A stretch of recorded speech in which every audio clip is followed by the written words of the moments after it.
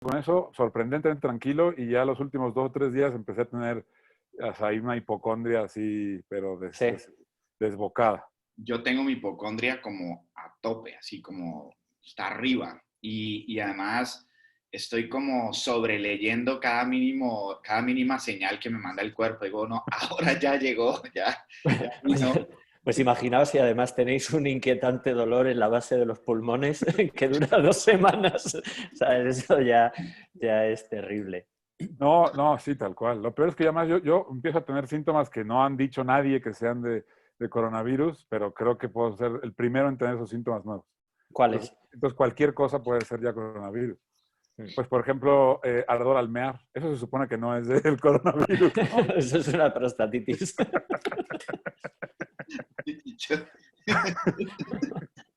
Qué horror, cabrón. No tengo ningún síntoma del coronavirus, pero estoy meando sangre.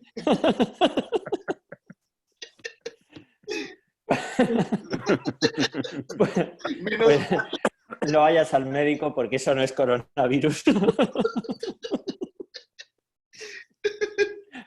Y además es peligroso ir al médico en estos días. Es peligrosísimo. Sí. Peligrosísimo, ¿no? Vas con tu tumor en la próstata y el coronavirus. Sí. Además, imagínate que le da coronavirus al pobre tumor. El tumor está ahí tan tranquilo. Empieza a toser. Oigan, pero en España sé más o menos cómo está el confinamiento, pero en Ítaca los dejan salir, ¿no? No pueden salir para nada. No, en Ítaca se puede salir, primero porque no hay, normalmente en la calle aquí nunca hay nadie. O sea, esto es un pueblo del típico pueblo de Upstate New York donde no hay ni Dios en la calle nunca. Y ahora menos, porque no hay un solo negocio abierto, no hay nada. Entonces, uno sale y no te topas con nadie. Sí. Es medio pueblo fantasma. Y además sigue haciendo frío, ¿o ya no? Pues parecía que ya no, pero según el pronóstico, mañana va a nevar. Joder. Toma ya. Qué suerte, ¿no? Puta, Para que lo que ves por la ventana también se vuelva plano, plano y blanco, blanco. totalmente. Les voy a mostrar mi ventana, ¿vale? Perfecto. Qué bonito. ¿Se ve algo? Sí, se ve perfecto. Tómale una foto antes de que todo sea blanco. Eso es un cine. ¿Ah, sí? Es como la fachada lateral del Teatro Estatal. Oye, yo creo que ya estamos en directo. Ándale, muy bien. Pues entonces tendríamos que hablar de lo que la gente Vino. o va a leer o quiere leer algún día, ¿no? Creo que llevamos ya 7 minutos en directo y todas las enfermedades, ya, los síntomas que tenemos ya, Pero han salido. yo creo que está bien empezar por ahí porque al final todos vamos a morir. Venga, pues Sí. entonces, el O tema... estamos ya muriendo. Del tema no estáis como muy, no sé, os parece demasiado optimista, ¿no? El título de que vamos a leer después, o qué pensáis. No, pero yo sí quería preguntarle a Emi que Emi acaba de publicar o va a publicar ya una novela distópica, ¿no? Emi, cuéntanos de tu novela distópica, por favor. Ya ves que tengo una suerte. Y cuéntanos si crees realmente que la pandemia trastocará la lectura de tu novela. Por favor, Emi, cuéntanos. Además, esto es primicia, ¿no? Esto es primicia, estamos aprovechando aquí para anunciarlo. Se viene la jornada de monje. Estuve 2 años convencido de que escribía una novela completamente rara, extraña, bastante impenetrable, y como te decía, ahora es una novela de autoayuda, que a lo mejor sale en debate actualidad. Y no, pues es lo que estábamos platicando, ¿no? O sea, sí, yo no sé qué vaya a querer leer la gente, pero que va a modificar el deseo o la atención de las personas, pues es completamente cierto, ¿no? Y yo escribí una novela que ahora, si antes a lo mejor leían pocas personas, ahora no va a querer leer nadie. Y va a parecer que la escribí por esto. O sea, es decir, fue un tino exacto. La escribiste en 15 días, desesperadamente. Además, con la fiebre del coronavirus. La escribió el tumor de mi vejiga. No, pero es interesante quizá más que pensar en lo que la gente va a leer, cómo esto interrumpió a lo mejor ciertas dinámicas que venían pasando en la literatura, ¿no? Yo, Sí, yo y creo que luego, eso va a ser sí, eso sí va a ser muy claro. hombre, se carga completamente, o se carga, o es una leche bien gorda al tejido cultural, ¿no? A todos los trabajadores culturales, a esa especie de equilibrio pobre o precario en el que también está la mayor parte de la gente que escribe, que edita, que trabaja en librerías, etcétera, etcétera. O sea, todo eso parece que es como, ahí se tambalea, entonces se tiene que reinventar de otra manera y de una manera comunitaria, quizá, ¿no? En la que se vea la dependencia que tenemos también del trabajo común.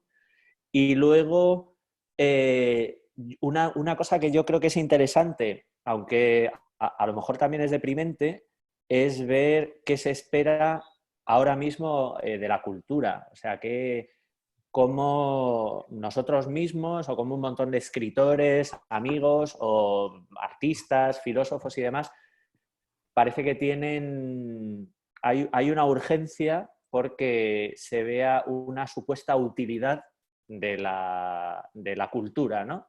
Y una supuesta utilidad que tiene que ver con la autoayuda, ¿no? Con el lanzar un mensaje positivo, muchas veces con la cursilería más bestia, y luego también con el ocio, ¿no? Entendido como que la cultura solo le queda o un espacio de autoayuda o un espacio de ocio. O sea, la literatura no cuenta la verdad. Hay una frase muy bonita de Isaac Bashevis Singer que decía más o menos que la literatura no tiene ninguna utilidad, sino que la literatura lo que hace es contar la verdad. Y que eso no tiene más utilidad que esa, contar la verdad. Entonces es algo que no sé, viendo cómo proliferan con las mejores intenciones y muchas veces con pasión y con entusiasmo proyectos culturales ahora mismo en las redes que son como mensajes en botellas rotas, o sea, que son como un mensaje que se supone que va a llegar a alguien, esto mismo que estamos haciendo nosotros, podría llegar a alguien, pero probablemente esté ahora mismo retransmitiendo todo el mundo. No hay público, no hay tanta gente para escucharnos a todos a la vez. No sé, yo creo que es algo un poco desesperante y es como una mueca final de una cierta idea o una cierta manera de entender la cultura que probablemente se acabe. No sé. Pero fíjate que yo ahí tengo o sea, curiosamente y extraño en mí, tengo una parte que sí es positiva con respecto justo a eso último que estás diciendo. O sea, Sí, sí. yo creo que el peligro este de que en el encierro, en el confinamiento, ha pasado ciertamente que se quiere convertir a la cultura en un producto de ocio, o sea, y a la literatura, por ejemplo, en mero entretenimiento, como si no fuera algo más que entretenimiento, ¿no? También lo que está pasando, y esa es la parte que veo como más positiva, es que saliendo de una situación como esta, los que logren salir, las respuestas primeras que hay, o las explicaciones primeras, el entendimiento a esta situación va a partir del arte y de la literatura. Es decir, la filosofía apenas se va a empezar a echar a la boca esto, ¿no? La sociología, todo eso, todas esas disciplinas de las ciencias sociales están empezando a abrir el hocico para metérselo. Y el arte y la literatura pueden empezar a dar respuestas, y en ese sentido, interpretaciones, ideas que la gente va a buscar también. Va a haber un hambre de comprender y de reinterpretar todo esto, y para eso creo que va a haber espacio en la literatura y en el arte en general. Yo lo que veo también es que estamos como en un momento como indecidible. O sea, realmente se abrió como un paréntesis de sentido muy cabrón en todas las áreas. Y ese paréntesis de sentido lo que implica es que creo yo que también toda esta lógica que venía imperando antes, que es la lógica de la producción de contenidos, ¿no? Uh-huh. Esa cosa absolutamente, esa patraña que, digamos, del mundo Total. del emprendedurismo se había trasladado al mundo de la cultura. Esa A cosa, través del no, entretenimiento. Sí. yo hago contenido, esa cosa del contenido Sí, los contenidos, sí. que se parece sospechosamente al acto de empaquetar bonos y stock en el mercado de valores, ¿no? Como Sí. como con la deuda fea que la ponen en unos paquetes, esa cosa como del paquete Con moño. de deuda.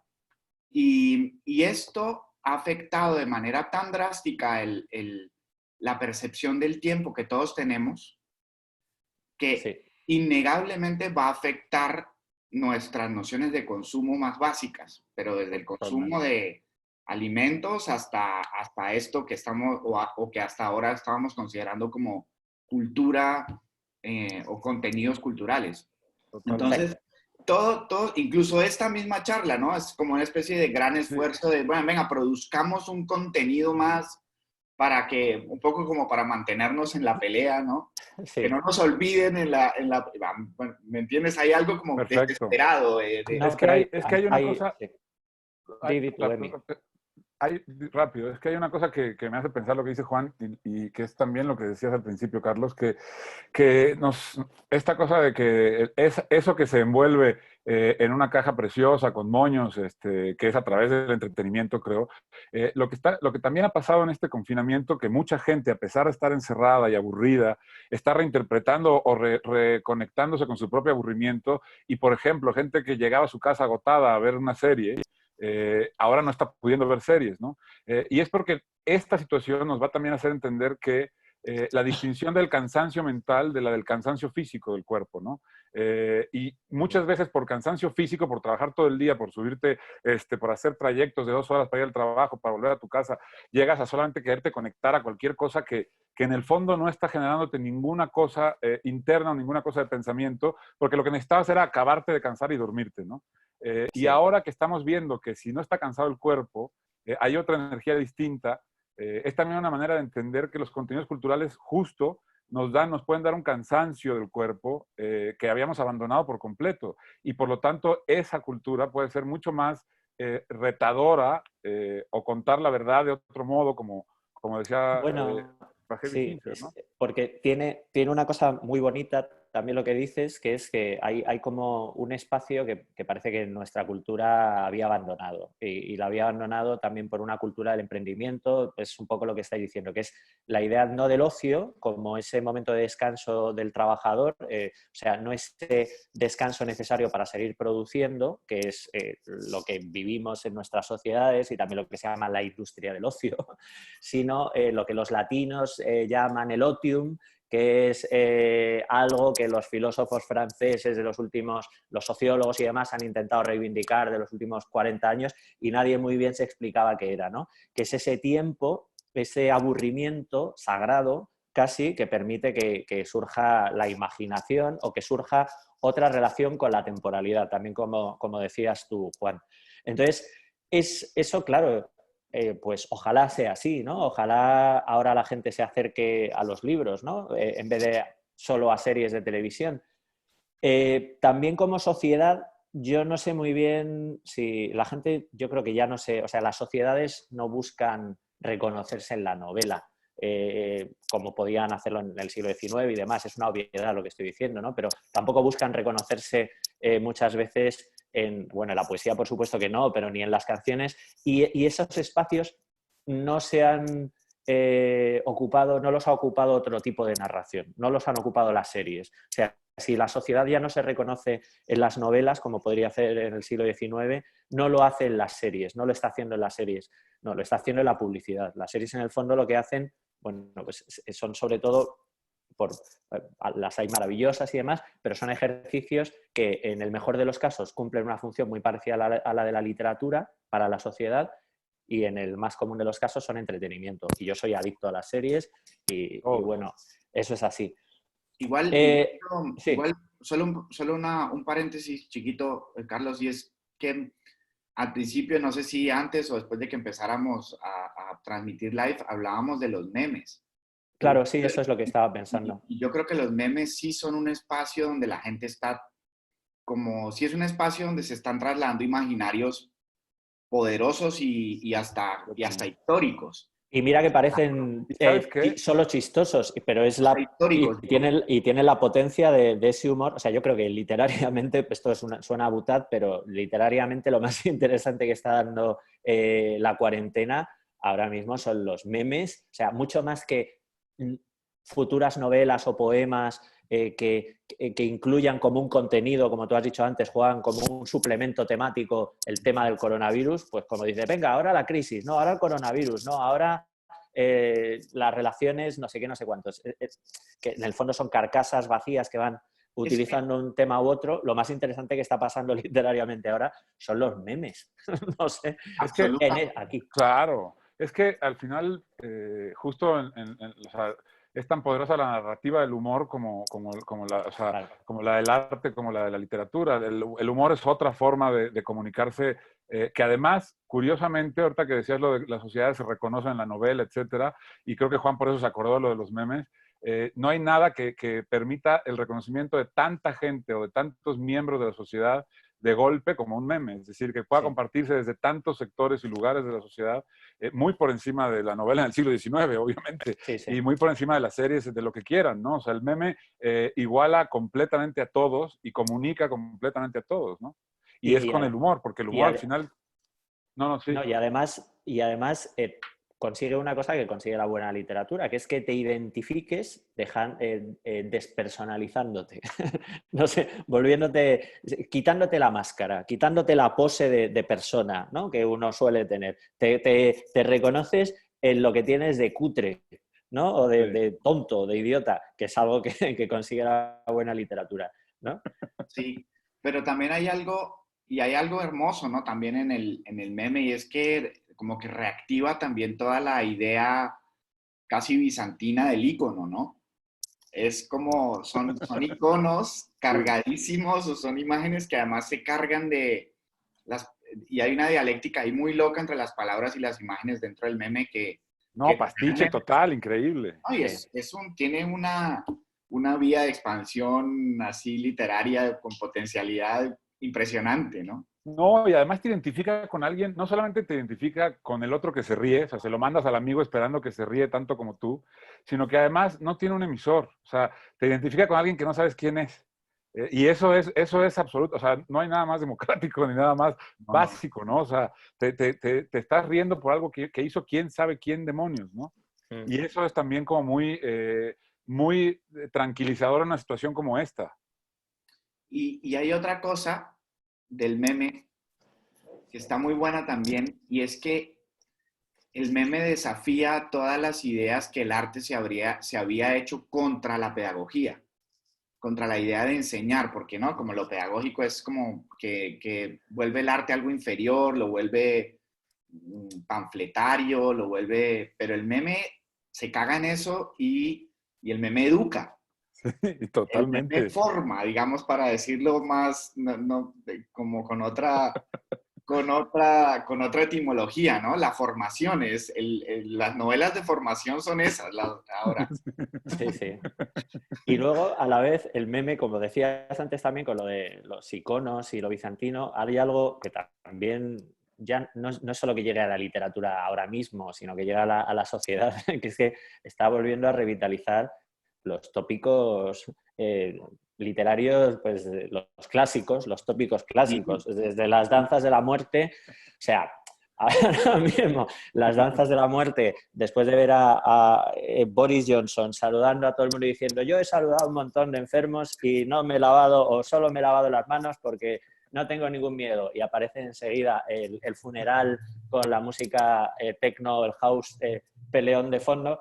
Todo eso son danzas de la muerte. O sea, en el fondo parece que nuestra cultura barroca, que lleva disimulando su barroquismo durante no sé cuánto tiempo, disfrazándolo de esencialidad, por fin se reconoce también lo bonito que tiene el barroco cuando es humorístico, cuando es bruto. O sea, ver, por ejemplo, a Marx y que ponga trabajadores del mundo separados. ¿No? Sí, o sea, ese meme es absolutamente genial.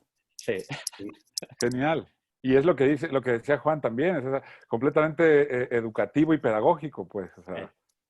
Sí, cae un velo. Es curioso, yo creo que han de estar felices los organizadores de esta plática que acabemos haciendo en apología del meme, porque entonces podríamos decir qué tipo de memes querrá ver la gente después de esta pandemia. Pero es que voy a decir una pedantería o una pedantería más,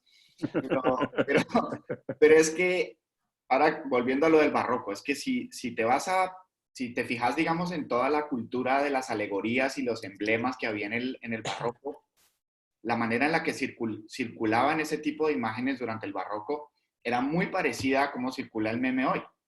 Es decir, yo creo que de verdad toda esa idea de Carlos de que el barroco, digamos, está refloreciendo es clave ahora mismo. Exacta, sí. Sí, Sí, sí, sí. sí, sí.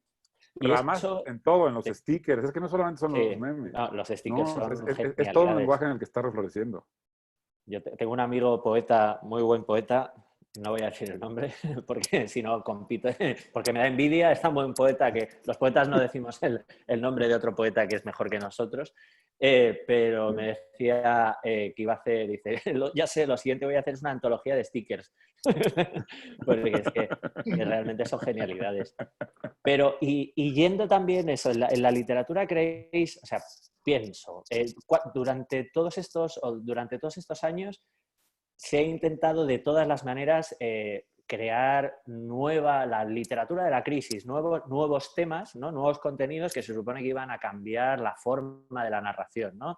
Y de repente la gran novela renovadora era la novela que incluía mensajes de WhatsApp, ¿no? Había como una lectura literal un tanto simplista o súper simplista de lo que era la vanguardia, de lo que era estar al día, confundiéndolo muchas veces con la actualidad y con bueno, pues si utilizo una estrategia realista clásica, pero le incorporo nuevas técnicas, la tecnología, pues seguro que me queda un artefacto aquí súper moderno. Eso, ¿cómo lo veis ahora? O sea, por ejemplo, uno piensa, Kafka es el escritor que narra la crueldad y la dureza del siglo XX que él todavía no ha llegado a conocer, desde los estados totalitarios y demás, y en sus novelas lo único que aparece moderno en esa época a lo mejor es un teléfono, en el castillo aparece un teléfono, ¿no? Pero bueno, es una cosa... En el teléfono del castillo, sí, El sí. teléfono del castillo, pero es una cosa más anecdótica. Pero en cambio, con textos que tienen un marco que podría pertenecer al siglo anterior, al siglo XIX, está haciendo textos que por sus funciones, sus tensiones, están narrando el siglo XX, incluso el tiempo que todavía no ha vivido Kafka. ¿Cómo veis, no sé si es una tontería lo que he dicho, o cómo veis eso, si puede afectar en las formas narrativas, sobre todo en la novela? Si Hombre, creéis que va a afectar de a alguna manera. empezar solo estamos diciendo tonterías, pero... Sí, Muy bien. total. Pero no sé si Pero me he pasado de pedante. de ahí partimos, partimos de que ese es el estábamos punto diciendo de partida. tonterías. Sí, el punto de partida es que estamos diciendo tonterías y por eso voy a sumar una tontería más, que es que yo creo que justo con lo que dice Carlos, lo que puede generar esto, como pasó con la novela La Crisis, como Juan y yo conocemos bien la novela del narcotráfico, digamos, o la literatura del narcotráfico, justo lo que importa es la que no habla del narcotráfico o la novela de La Crisis que no habla de la crisis, ¿no? Y yo creo que eso es porque lo que se genera va siempre a un lado de lo que se quiere generar. Entonces, lo que se va a querer generar es una novela sobre la pandemia, sobre los virus, ¿no? Y lo que se va a generar al final es una literatura que será la que sea más natural y más importante, que será más sobre la desconexión de unos con otros, sobre qué implica esto, que hemos hablado, además hemos platicado en otras circunstancias, ¿no? ¿Qué implicará a futuro seguir que esta desconexión que se nos está imponiendo por una necesidad, después sea por una cuestión política, ¿no? Y en ese sentido, por ejemplo, yo diría que lo que tiene que leer la gente, más que leer un libro sobre la gripe española, sobre las pandemias, es 1984. Es decir, 1984 fácilmente podría ser un libro producido después de una situación como esta, ¿no? Y preguntarnos eso, o sea, o una literatura que se meta en esas grietas que se están abriendo, no por el virus, sino por la respuesta humana al virus, ¿no? O política o social, no sé. Es muy ¿Cómo ves tú, interesante Juan? esa relación entre ti y tú, Juan. No, yo lo que, justo para responder lo que estabas diciendo, es que yo lo que sí veo, y bueno, que no es solamente una actitud personal ahora respecto a la pandemia, sino que es una cosa que yo sé que además, por otro lado, los tres, de maneras muy distintas, venimos también practicando, que es especie como del arte del anacronismo, ¿no? El ir a contrapelo, ir como siempre brincando, ir entrándole al pasado y a la tradición también desde lugares aparentemente extemporáneos, ¿no? Que aparentemente no resuenan con la actualidad, pero que quizás sí resuenan con la contemporaneidad, que es otra cosa muy distinta. Ujú. Y entonces, claro, lo que está diciendo Emi respecto a estas novelas o a estas demandas de novelas tienen que ver más con la actualidad que con la contemporaneidad. Es decir, Claro. y la actualidad es una creación ideológica del periodismo, eso no hay que olvidarlo, Mm. y de los tiempos del periodismo. Ujú. Esto, por supuesto, sin ánimo siempre que digo estas cosas, los amigos periodistas se ofenden y creen que los odio. Y no odio el periodismo, lo amo, me encanta, es una belleza el periodismo, pero, pero uno tiene que hacerse cargo de la mala noticia de que uno está practicando el periodismo, está practicando también un cierto aparato ideológico lo está poniendo en marcha. Y ese aparato ideológico tiene que ver con la actualidad, con cómo se construye la actualidad y las demandas de la actualidad. Entonces, ha pasado en las últimas décadas que cada vez esta demanda de actualidad ha capturado el aparato de la ficción. Entonces, dicen, no, la ficción está en crisis. Carlos y yo, bueno, hemos tenido muchas conversaciones sobre esto. Esta especie como de hipertrofia de los géneros autobiográficos o de los géneros bueno, en fin, de todos estos géneros que supuestamente cuentan lo real. Eh, pero yo creo que innegablemente, y más allá de cómo se practiquen esos géneros y de las muchas formas de practicarlo, esto tiene que ver con la captura de la actualidad hacia la ficción. La ficción está completamente capturada por la actualidad. Y entonces se nos exige a los escritores que respondamos a la actualidad. Y eso me parece que me parece un empobrecimiento de todo tipo, incluso un empobrecimiento social. No podemos exigirle a la ficción que responda a la actualidad, No, ¿no? claro, sí, parece que hay muchos prejuicios con la literatura, con la ficción. Hay como dos bandos que son igual de simplistas, Sí, que es el bando que defiende los hechos, como si hubiera una cosa que se llaman los hechos, y el bando que defiende la imaginación, ¿no? La ficción y la imaginación. sí. Pero más allá de estas guerras, que son guerras que por desgracia siguen teniendo como peso en suplementos culturales o en el mundillo literario y demás, aunque no tienen gran enjundia, eh, uno de los problemas es nuestra manía, nuestra tendencia a categorizar o a crear tiempos, como tú dices, con la actualidad, que la actualidad no es más que una simplificación del presente. O sea, el presente o la contemporaneidad, como dices, es una cosa muy rica que vive de un cruce de muchas temporalidades, de muchas tradiciones además eso, anacrónicas, como has dicho, que a lo mejor su anacronismo es lo que le da fuerza en el presente, que es lo gracioso, lo extemporáneo, lo que se sale un poco de la dictadura de la actualidad.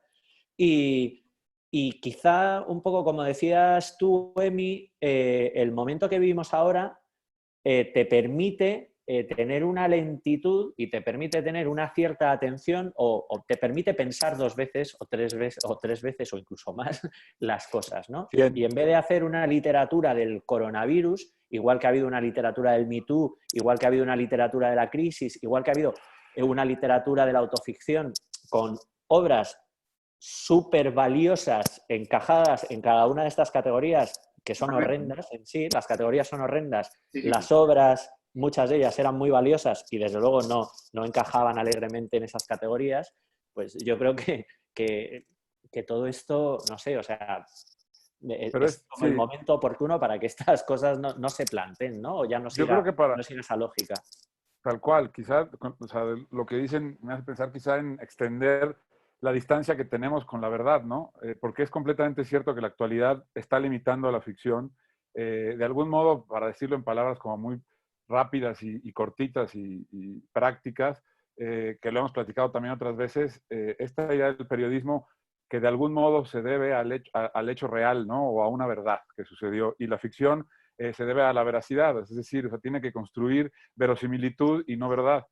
Pero es cierto que la actualidad ha ido jalando esa posibilidad de verosimilitud cada vez más cerca de la verdad y podemos imaginar solamente en tanto estamos más cerca de esa verdad, ¿no? Y quizá estas situaciones tendrán que servir para repensar ese espacio y llevar la verosimilitud mucho más lejos. Es decir, la verosimilitud no tiene por qué tener un límite, ¿no? Y eso es precisamente alargar la imaginación, llevarla a un punto mucho más, no sé, extrapolarla de algún modo, ¿no? O Sí, sea, yo creo que reventar el lazo con la actualidad, lo más sin que interesante que deje ha de tenido, existir ese lazo. claro, lo más interesante que ha tenido la literatura de los últimos años, que ha coqueteado precisamente con el periodismo o con formas que no se consideraban ficción, aunque yo creo que todo es un ejercicio de construcción de una verdad, de diferentes niveles de verdad, llámese veracidad, más de verdad y de veracidad que de verosimilitud, que es un concepto que yo creo que a mí, yo qué sé, creo que se queda más como en una idea de la novela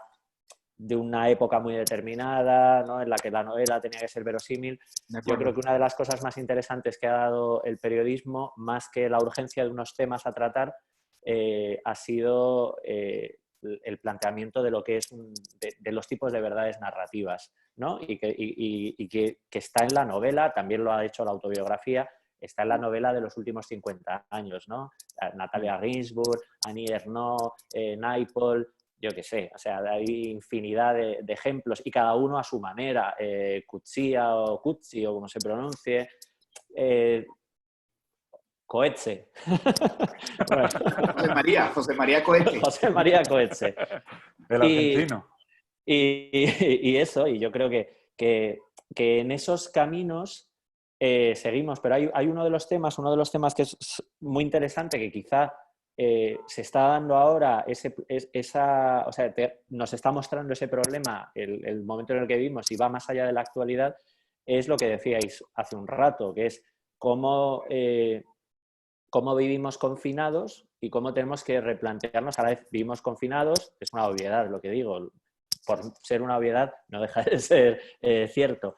Cómo vivimos confinados, cómo tenemos que construir nuestra identidad confinados y estableciendo las relaciones conectados como lo estamos haciendo ahora. O sea, esa especie de asepsia voluntaria, pero muy amorosa, ¿no? Esa especie de tensión que tenemos entre la necesidad de recluirnos, que a la vez se disfruta casi como un gozo. Hay mucha gente que está disfrutando del encierro de una manera, y sobre todo pienso en escritores que piensan, jolín, qué bien me lo paso.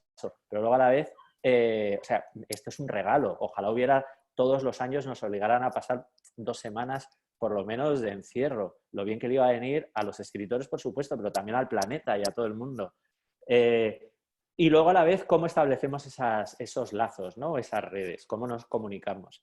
Y ese planteamiento de las formas de comunicación en sociedad, o sea, esa puesta en duda, esa especie de extrañamiento de lo que antes, de las formas de relacionarnos en sociedad, pues es muy interesante, ¿no? Es como algo que te hace pensar que puede haber una literatura que salga a partir de ahí, de ese extrañamiento. Sí, pero es que ahí en lo que sí, estoy de acuerdo, pero en lo que dices también hay un peligro que yo veo como grave y como algo a lo que tenemos que estar muy atentos, que es precisamente que ese confinamiento tampoco puede ser completamente entronizado, digamos, ¿no? A mí esta idea de que ojalá nos encerraran cada 2 semanas, es muy distinto pensarlo y decirlo así que pensar ojalá nos encerráramos 2 semanas. Sí, eso. Porque realmente hay todas unas consecuencias que también tendrá que abordar la literatura, que es lo que va a pasar cuando este encierro, lo que decía hace rato, ¿no? Ya no sea necesario por el virus, pero sigan las lógicas políticas y económicas y sociales de tratar de mantener ciertas partes de este encierro, ¿no? Y de esas nuevas, y que implican esas nuevas comunicaciones, que sí, que puede haber unas que son maravillosas, pero que también nos están quitando otro tipo de comunicación que hay, nos guste o no, todo un sector en la sociedad al que le viene muy bien que se nos quite esas formas de comunicación, ¿no? Total. Y es algo que también tenemos que pensar, no solo desde la literatura, sino desde todos lados, ¿no? Yo siempre es que Emi hace novelas distópicas porque es un pesimista, no porque sea un oportunista. Entonces, Y yo en realidad, cuando digo lo del paréntesis, yo realmente creo en el paréntesis. Yo no estoy tan seguro de que haya un poder allá afuera al que sencillamente ya esté encontrando la manera de aprovecharse de que estemos todos encerrados y ese poder vaya a ser el que se vaya a imponer. Es decir, yo creo que ahora mismo está todo jugado. Y la mayor prueba de que está todo jugado, de que todo está temblando, digamos, todo está como en un espacio de conjetura y de prueba y de experimento, incluso desde el punto de vista de la ingeniería social más pesimista, esto está en un momento de prueba y de experimento. La mayor prueba son las distintas respuestas que se han dado desde posiciones absolutamente diferentes del espectro político a lo que está sucediendo. Entonces, yo me cuidaría también de caer sencillamente en la idea de va a venir el nuevo gran aparato, el biopoder nuevo, nos van a poner un chip en el culo y entonces nos van a poner a todos a controlar. No, seguro que no. Mi chip del culo me va a controlar la temperatura y si me sube un poco la fiebre no puedo salir de la casa. Es decir, you name it. O sea, se nos pueden ocurrir 50,000 posibilidades distópicas de cómo nos van a dominar en el nuevo escenario. Sí.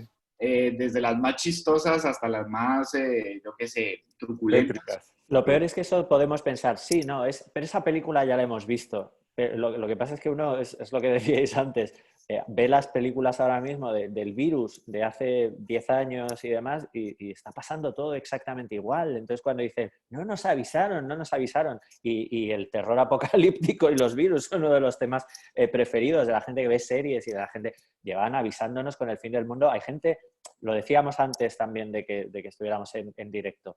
Yo tengo muchos amigos que llevan toda la vida anunciando el fin del mundo y están viviendo un momento de felicidad absoluta porque por fin ha llegado el fin del mundo y les está dando la razón. Los testigos de Jehová están bailando en las calles, están en las plazas.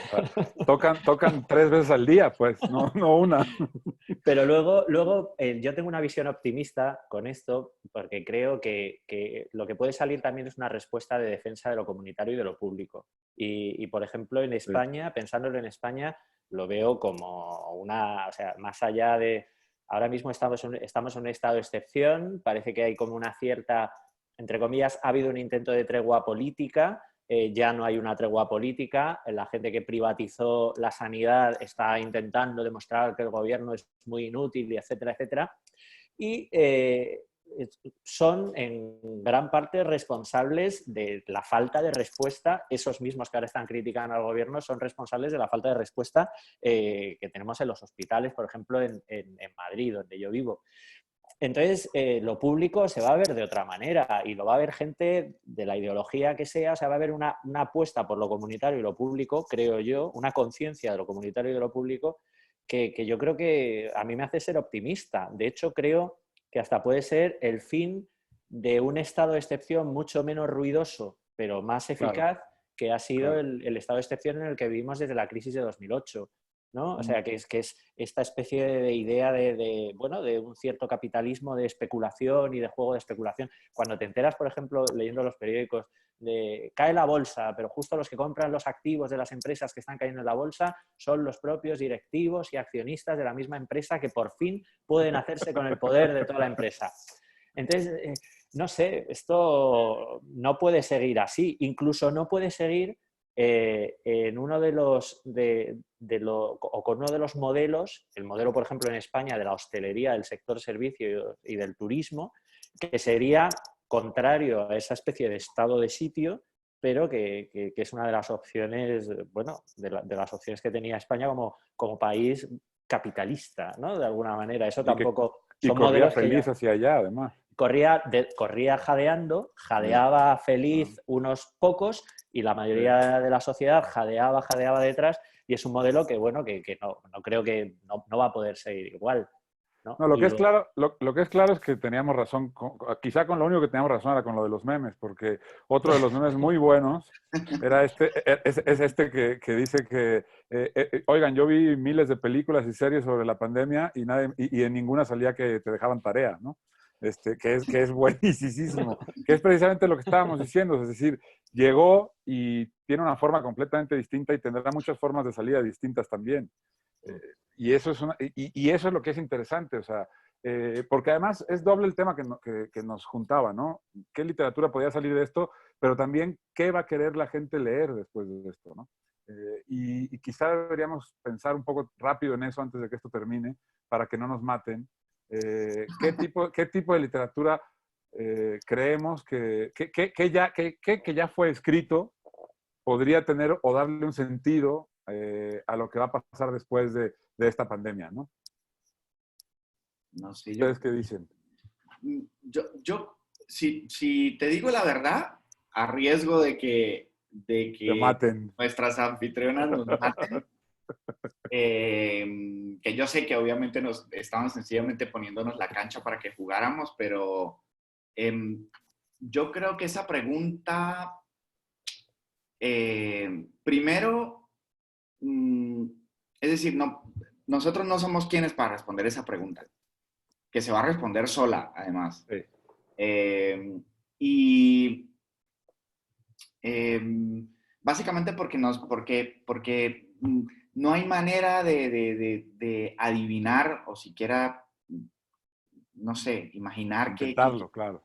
Sí, entonces yo no creo que sea tan importante saber eso porque yo creo que pues lo que decíamos ahorita del anacronismo y de estos viajes hacia el pasado dentro de la tradición, pues los libros están todos allí Pero y no crees que vaya a haber una voluntad mayor de buscar esos libros del pasado. O sea, yo sí creo que quizá que precisamente puede haber una voluntad de mayor anacronismo, una búsqueda de mayor o una persecución de mayor anacronismo entre los lectores comunes. Por ejemplo, pensaría que esta literatura que lleva tanto tiempo de moda, que es esa literatura precisamente que mencionabas, tan atada a la actualidad, después de una sobredosis de actualidad como la que estamos viviendo en estos meses, quizá hay un desprecio por ella, o sea, o un rechazo natural de decir, puta, Sí. no me meto eso ahorita ni muerto, ¿no? No, total, sí, es verdad Quizás sí que... hay una búsqueda más de lo anacrónico, ¿no? Bueno, sí, de lo anacrónico yo creo, o sea, al final cuando uno tiene estas previsiones de futuro, ahora mismo están aplaudiendo, mira, os voy a enseñar simplemente porque es la hora en la que se aplaude a los servicios públicos, trabajadores sanitarios, trabajadores también de residencias, etcétera, etcétera. No sé si se ve el balcón, está la Sí, gente ahí se ve. aplaudiendo. Adiós, señora. Pero bueno, eso es... Me habéis fastidiado, porque si no yo ahora estaría con mis vecinos, a los que acabo de conocer, gracias al confinamiento, ya los conozco a todos. Mis vecinos cubanos que tienen una bandera española enfrente. Pero bueno, ahí está todo.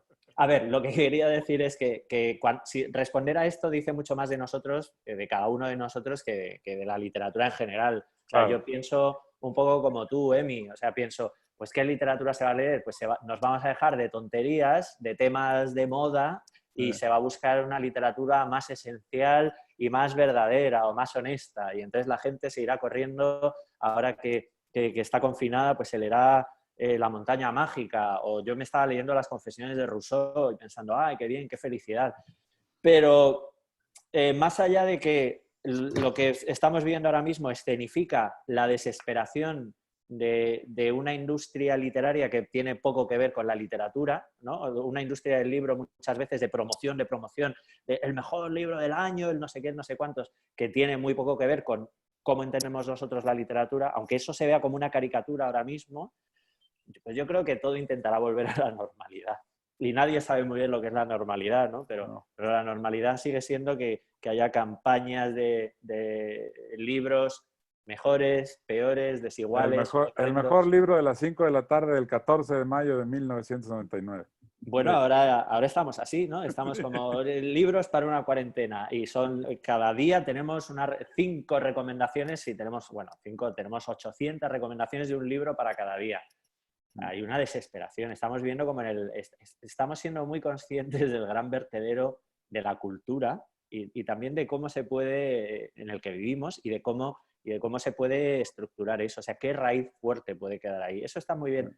Está bien vista esa idea de que se vuelva al pasado igual para para entender, hacer un poco de orden, buscar orden, igual que la gente ahora está ordenando sus casas y se da cuenta de que tenía una habitación que no, llena de mierda, de basura, jolín, pues se puede utilizar, y que tenía recuerdos desde sus 13 años, tenía el carnet de natación de sus 7 años, pues a lo mejor ese esfuerzo de ordenar el basurero de la cultura y de la tradición, esa especie de basurero en lo que hemos convertido la tradición, pues también se dé en este momento y sea interesante, ¿no? Eso sí puede ser, estaría muy bien.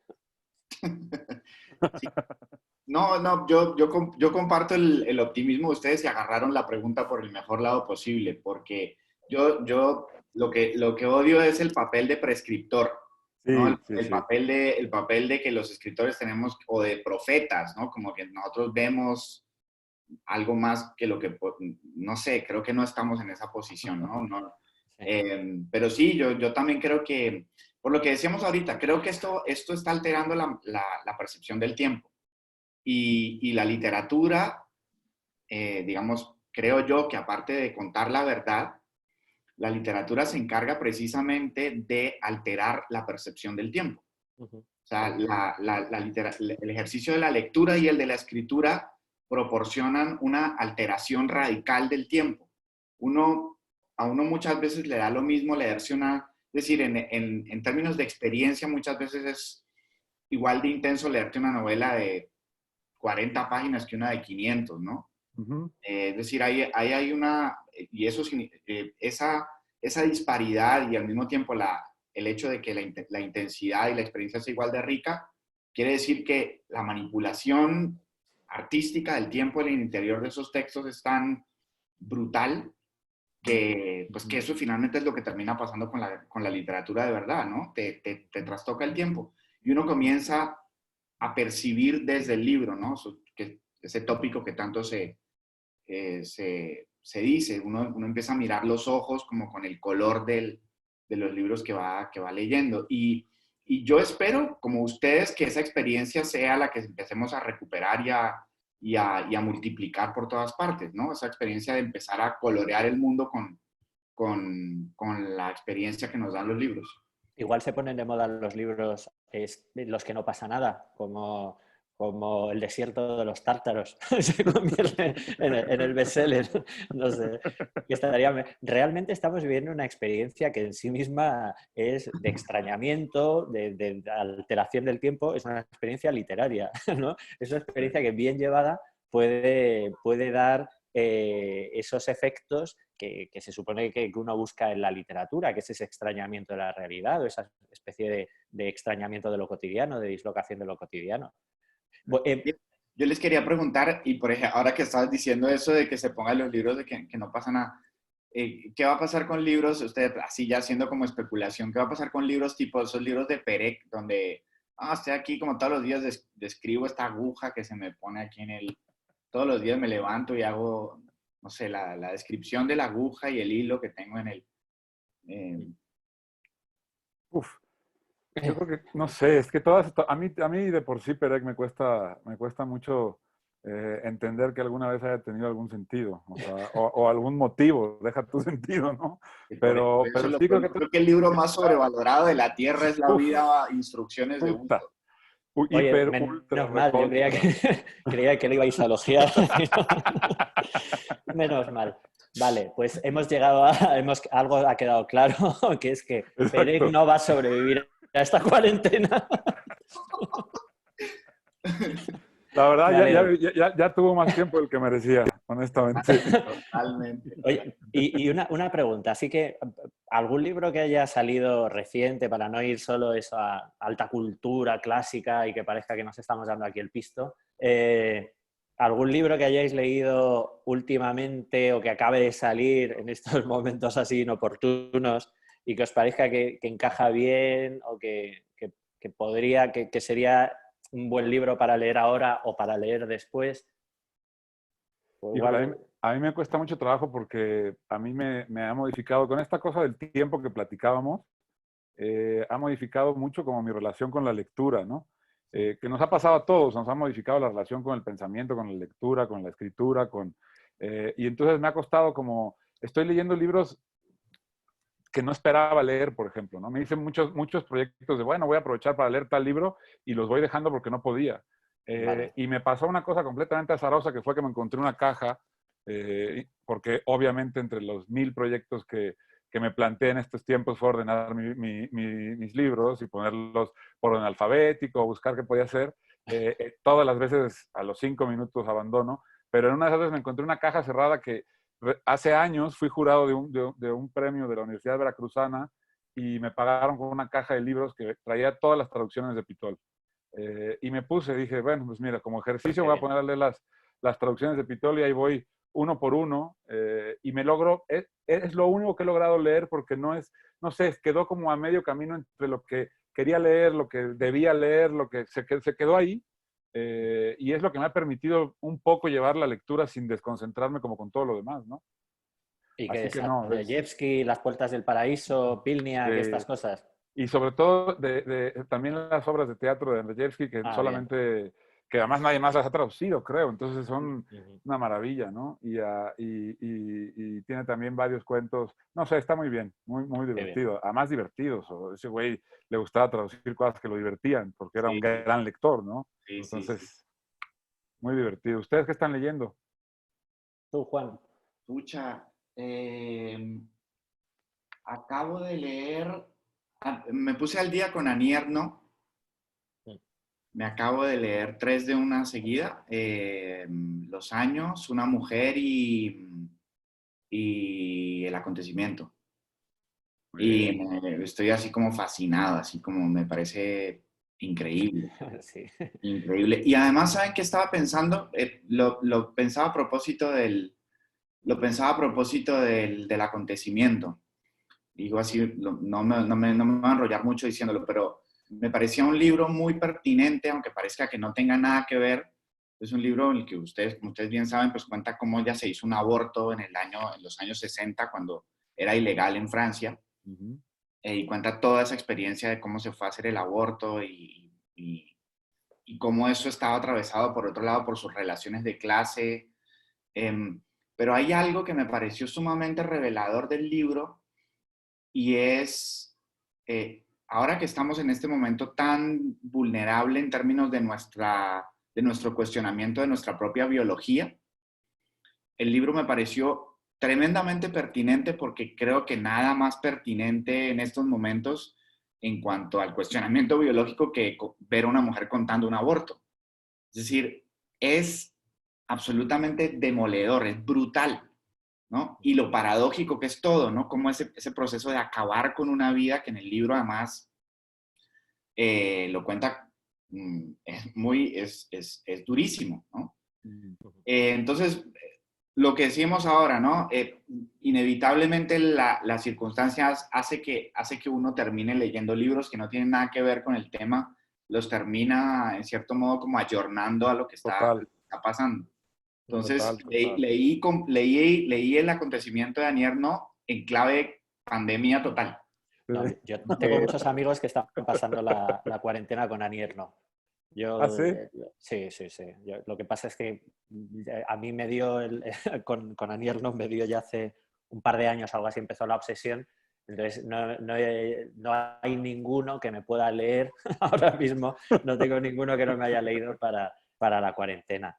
Pero luego tiene, claro, o sea, es que ese es un libro de los años 90 y tiene una, no sé, actualidad, tiene una fuerza presente del estilo. O sea, es un libro que parece, Un es que libro de está rabiosa actualidad. de rabiosísima. Son libros que están, están escritos para ahora. O sea, es verdad que le ha llegado el momento a Nier, ¿no? De una especie de consagración, sobre todo de un reconocimiento de lectores que se quedan fascinados cuando leen cualquiera de sus libros, sobre todo el acontecimiento, el lugar, memoria de chica, yo que sé, hay algunos que son especialmente duros y sobre todo que hacen un ejercicio de honestidad de la escritura, de honestidad ética o de planteamiento ético de la escritura, de hasta dónde llega una cierta manera de entender la literatura, y a la vez es autobiográfica, pero es lo que ella llama autosociobiografía, o sea que es más, no porque ella le pasen cosas muy especiales, sino porque es una persona común. No sé, yo creo que son como libros perfectos para ahora, ¿no? O sea, es una... Sí. es tan buena escritora en todos los sentidos. Es muy increíble. Oigan, Ahora, nos están mandando preguntas ya. Sí, ¿Ah, yo iba a sí? recomendar, sí, voy a ¿Dónde? recomendar antes. ¿Y dónde las ven? Yo las estoy viendo, las tengo aquí, ahora os las digo. En Pero, WhatsApp, en WhatsApp. sí, Ah, pero antes iba a recomendar solo una, es que me he leído porque tuve que reseñar a un libro que ganó el premio de Biblioteca Breve, de Raquel Taranilla, una escritora como nacida en el 80, nacida en Barcelona. Se llama Noche y Océano. Y es un libro en el que la narradora, que es una es una profesora universitaria que vive una vida precaria, absolutamente marginal, pues se encierra en una habitación. Es como un libro perfecto para el momento y también para un fin de una época. Es como el libro, es una pena que haya salido justo ahora porque le habrán chafado, como a tantos libros que han salido ahora, la posibilidad de promoción o de llegar a más gente que pueda leerla. Pero es un libro muy arriesgado estilísticamente, en la línea de Stern y de los disparates que nos gustan también, de narradores locuaces, un poco idiotas, y que a la vez son como el gran pensamiento crítico de siglos de racionalismo llevado al extremo de la farsa más bruta, ¿no? Y ese me ha parecido buenísimo. No sale de su habitación, se enamora de un pringao eso, Raquel Taranilla. Pero bueno, venga, vamos a pasar, no me enrollo. ¿Tenéis las preguntas ahí? ¿Os digo yo alguna de las preguntas que tenemos? Venga, léelas. échatela, sí. Mira, vamos a ver. ¿Creéis que la ciencia tendrá algún papel en la literatura? Pues Contestad vosotros. Pues yo creo que siempre lo ha tenido y Sí. siempre ha tenido una relación, la literatura siempre ha tenido una relación con la ciencia.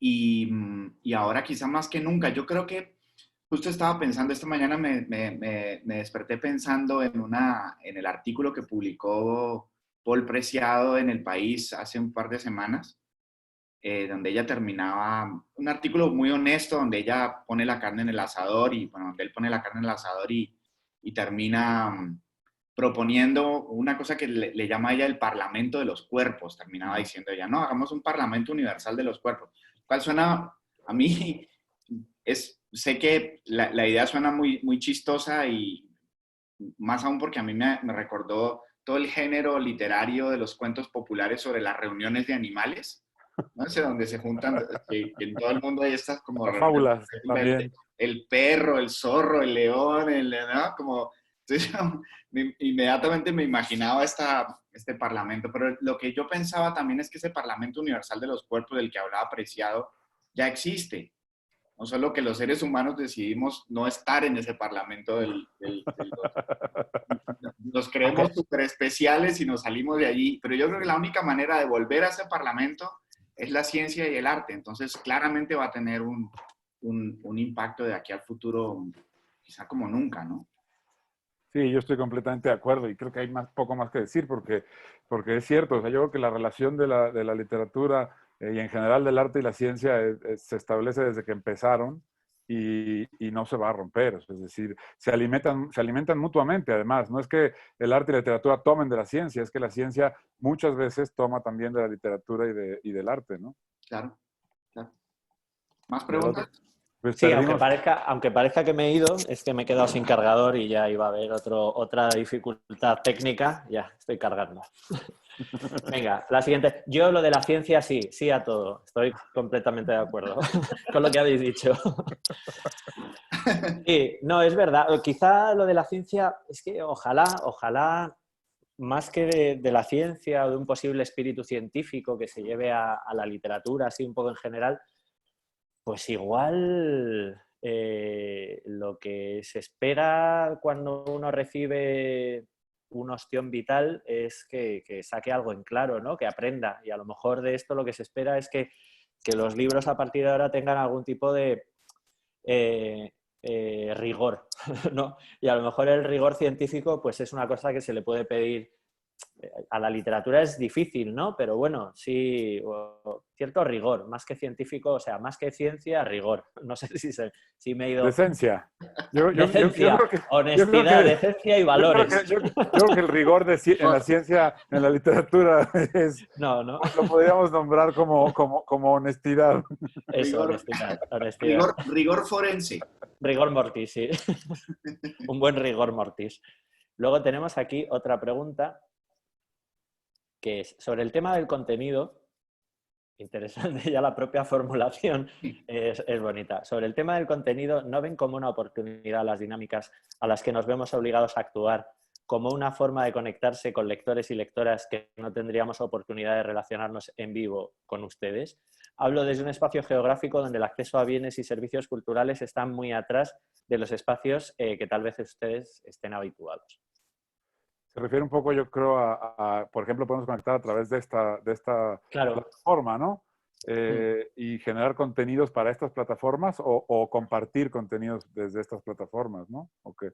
Bueno, es una posibilidad, sí, también de, por ejemplo, para la idea que tenemos nosotros de la literatura, o sea, nosotros nos conocemos, tenemos una idea común de la literatura y, por ejemplo, de la literatura que se hace, más allá de que cada uno tenga sus gustos y la idea común no es una visión monolítica así de la literatura, pero sí hay como un compañerismo, una hermandad y consideramos que la literatura que se está haciendo, por ejemplo, en nuestro idioma, es una literatura que sobre todo se hace en América y que en España es un lugar más, periférico más, de una lengua común que sobre todo se escribe en lo que llamamos América, ¿no? De una suma de periferias, de una suma de periferias. Es una suma de periferias. Es que entonces, yo creo a que lo mejor es eso, tal cual. Sí. Una suma de periferias, porque desapareció el centro, ¿no? Sí. Que mucho tiempo hubo y sí, ya hace tiempo que no hay un centro, ¿no? Pero a lo mejor vamos por, o sea, los medios técnicos o la propia concepción de las editoriales, incluso en editoriales como las que publicamos nosotros, que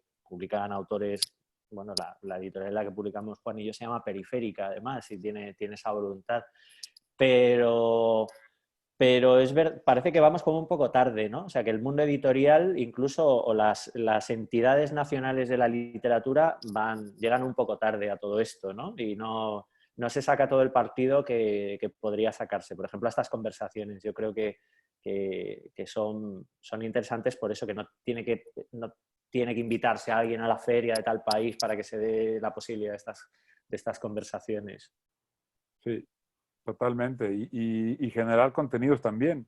Que además es un poco lo que platicábamos sobre otro tema, pero lo de poder empezar a generar contenidos también para estas plataformas, ¿no? Y para estos otros canales de comunicación y estos otros medios, digamos, que nos obligó al encierro, pero que quizá tendríamos que haber empezado a hacer y aprovechar mucho antes del encierro, ¿no? Claro, eso es. Sí. Ahora, es curioso lo que decía Juan también, que cómo en el encierro uno empieza, tenemos tal velocidad de pensamiento, o más que de pensamiento, de búsqueda de conectar con algo por la desconexión física de los demás, que empezamos a interpretar todo en clave, ¿no? Y así como tú puedes encontrar en un aborto de mediados del siglo XX claves de la pandemia en la que estamos, una de las traducciones de Pitol es Otra vuelta de tuerca. Y bueno, uno ya encontrar que esto es igualito a la pandemia. Ayer me descubría diciendo, puta, esto es la pandemia. Sí, cabrón. Hace 150 años estaba ahí, ¿no? Es decir, también hay una sobre maquinación de darle sentido a la pandemia. Y para eso, en momentos como este encierro total, estas plataformas precisamente pueden como ayudarnos a descargar, ¿no? Y a conectar de otras maneras. Y dirigir el pensamiento también a donde debe ir, porque también uno lo mete en cajas donde no cabe, ¿no? Sí, pero tiene mucha gracia eso, porque es como cuando a uno le pasan cosas importantes se vuelve supersticioso, ¿no? Cuando está y consulta con astrólogos y todos los libros le hablan de él. Y ahora yo creo que estos días yo salgo, cuando salgo a dar un paseo por aquí, por el pueblo, no piso raya. Como Perec. No, a mí el que me da mucha pena, porque esto también nos pone como esa sobreactuación de la cabeza, también nos pone un pelín más atentos e inteligentes a ciertas cosas, ¿no? Me da mucha pena el homeópata que hay a 2 cuadras de mi casa, que el pobre no tiene pero un solo cliente en esta situación, ¿no? Todos dejaron de creer en sus chochitos, pobre. Bueno, tengo otra pregunta. Bueno, ¿el meme de esta crisis no sería como la caricatura en tiempos de la Revolución Francesa? Sí, ya. Sí, total. Sí, Muy Igual bien. que la caricatura de la Revolución Mexicana, ¿no? total. Y es lo que decíamos, porque va dirigida a todos, Sí, sí. absolutamente a todos, y es pedagógica.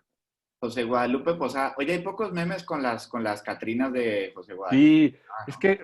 es que tenemos esta cosa tan mexicana de sacralizar completamente a los grandes de algo, ¿no? Tampoco verás un meme con Rulfo, ¿no? Es cierto. Ni verás un Oye, meme con... Es una cosa muy mexicana, como de... Y además es curioso con lo que empezábamos la plática y que decías tú de que a veces a los artistas y a los escritores se nos sacraliza y se cree que podemos decir qué va a pasar, decir qué se debe leer, decir, ¿no? Cuando somos una bola de brutos, como cualquier hacedor de memes, pues, como cualquier otra persona, ¿no?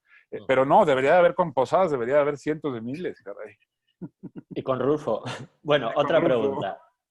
Me pregunto si esto de verdad nos puede convertir en una sociedad más reflexiva y realmente hacernos hacer que nos cuestionemos nuestra adicción por lo banal. ¿Nos va a humanizar este momento o simplemente vamos a querer volver al hiperconsumismo lo más rápidamente posible? Ni idea. Sí, está muy complicado. Ni Yo idea. quisiera pensar que no, pero te puedo decir que llevo semanas cocinando todos los días, me encanta cocinar, pensaba que era lo que más me gustaba en el mundo. Poco a poco lo he ido empezando a odiar más y llevo varios días que lo único que quiero es tirarme un clavado encima de una pizza de Pizza Hut de 4 quesos y con triple queso, cabrón. O sea, eso es todo lo que quiero en la vida. Va a haber una epidemia de ataques al corazón en cuanto salgamos. Sí. No te preocupes, Emi, que en el ecocomunismo que viene también va a haber Pizza Hut. Eso espero, cabrón. Tranquilo. Otra pregunta. Las últimas novelas de Zambra, Luiselli, Enríquez son extensas. ¿A qué creen que se debe el que las autoras y autores estén retomando las novelas de largo aliento? ¿Será un nuevo momento vida para leer a Gadis, John Barth o Pynchon? Quién sabe. Yo creo que, no sé, eso sí está más complicado. En el caso Hay de, que preguntarle a Alejandro y a sí, y a Valeria y a Mariana, ¿no? Valeria, porque no, sí, no sé. No Ahora sé. es cierto que son 3 novelas que sí. También pues, quizá tiene que ver con que los escritores hacen varios libros cortos y después se ponen como reto, incluso para ellos mismos, ¿no? Intentar algo más. Y en los 3 casos pasa eso, pero no creo que tenga que ver más con Yo otras cosas, ¿no? yo sé que nuestra adorada gente Paula Canal lleva un montón de tiempo esperando a que yo le pase una novela de verdad que tenga más de 100 páginas, pero no va a pasar. Pues Conmigo lleva esperando muchos años que le pase una novela de verdad y punto. Le da igual el número de páginas. No, yo creo que es eso, ¿no? Que son escritores que rondan los 40 años, más o menos, para arriba, para abajo, para arriba, todos para arriba. Y ha llegado el momento de que, ¿no? Parece que se les exige escritores de muy buenos libros breves y muy reconocibles, además, por el estilo de esos libros breves, que se les exige que escriban una gran novela, ¿no? Parece que sigue el prurito de la gran novela. Y más allá de que los libros grandes que acaban de publicar sean buenos, muy buenos o maravillosos, ya lo eran sus relatos, ya lo eran sus novelas breves, Ya ¿no? no Yo eran las creo novelas que... breves, claro que sí.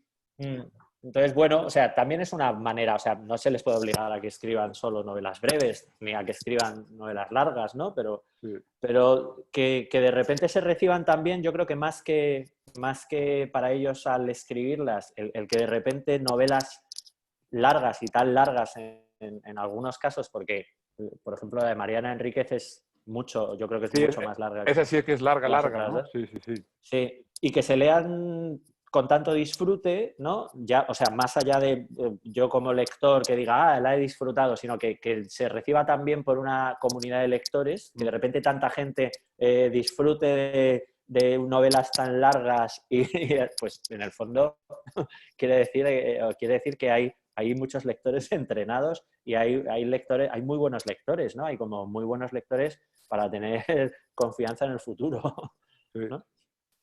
Sí, sí, Así sí. es. ¿Queda ¿Que alguna más? ¿Respondemos una última pregunta o qué? Pues no, porque no hay más. Ah, ok, perfecto. Pues a mí me viene Entonces, muy bien porque justo me tengo que ir a cocinar otra vez. muy bien. Bueno, Oye, a ver si te lees esos 2 tochos que tienes de acantilado ahí detrás. Emi, que no sabe, Las no sabe crónicas, muy- las crónicas de Ultratumba. no, es una antología que hicieron de Las memorias de Ultratumba. reportajes Ah, de la vale. historia, que está, Sí. la verdad es muy bonito, muy ¿De bonito. quién es eso? Son un padre y un hijo que hicieron una antología, son reportajes, el primero es de Tucídides, que les contaba el otro día, el de la sí. pandemia, el de la epidemia en Atenas, Yo, Ese y es el buenísimo. último es sobre el 11 de septiembre, ¿no? Son reportajes, está muy bien. Está bien, está bien. Oigan, amigos, pues ya está. Pues Muy sí. bien. Pues nada. Ha sido un placer verlos, amigos. Los quiero mucho, los Lo extraño, les mismo. quiero dar cariño físico, aunque no se Yo pueda. también. Bueno, por ahora vale esto. Sí. Venga, adiós. Chao, chao. Venga, ir saliendo. Ya Listo, está. queridos, ya no están Ya está. live. Muy bien. ¿Qué les pareció que lo hicimos bien o no?